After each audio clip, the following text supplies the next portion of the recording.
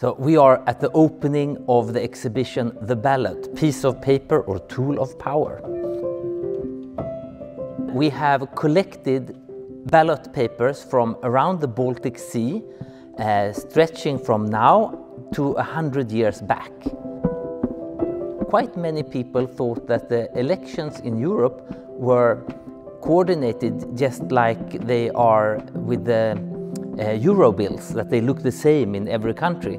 So many people thought that the ballots also looked the same. But there are so many ways that you can run a democracy and that you can run an election.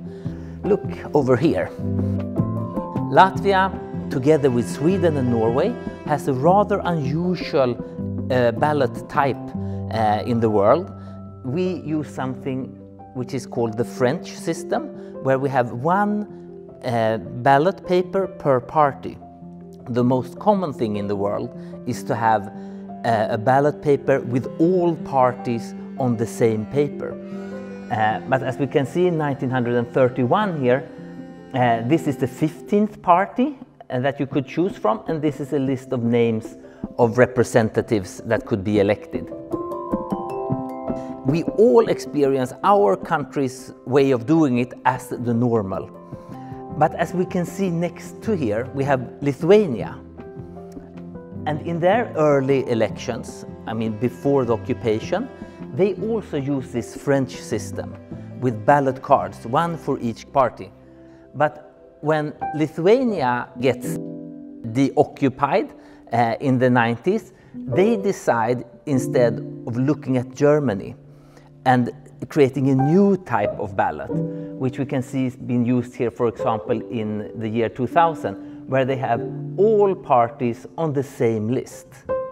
So in this exhibition as a total, we are focusing mostly on a handful of countries: Germany, Lithuania, Sweden, Denmark and Finland, these 5 countries. But we also have examples of ballots that stick out, that are from other countries. And we can take a look at one of them that is a little bit amusing maybe. And it's this ballot over here. This is the Bangladeshi ballot. And what's peculiar with this is that, as you can see, there is hardly any text. It's only iconography.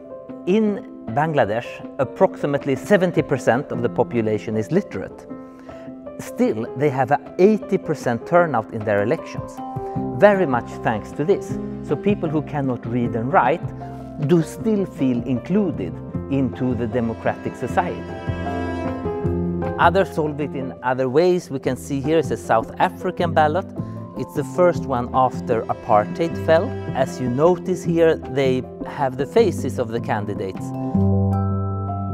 So let's take a look at an election in a non-democratic country. Because the funny thing is that, okay, we maybe very often connect elections with democracy, but even very hardcore dictatorships have elections, like Belarus and North Korea. So for some reason, elections give something that to states that are non-democratic as well. Maybe it's just a theater of democracy. Here is a good example of the use of a ballot in a non-democratic country, Belarus. This ballot is folded like an accordion. And this was an initiative by the opposition for everybody who was involved in the democratization movement. They said, fold this ballot and put it inside their transparent plastic voting urns, and we will see how many are faked and how many are real. And 2 million people in Belarus took part in this, folded their ballots, and it was very obvious for everyone to see that how very faked those elections were, thanks to using the ballot as a tool of visualizing the cheating. I would encourage you to come and look at the different ballot papers and think about how you can be part of improving democracy by either engaging in observations or in design suggestions, or maybe running as a politician yourself. And of course, the most important thing is to to see how interesting it is with the processes around an election and to take part in the election so that the voter turnout goes up and that your voice is represented at the same as.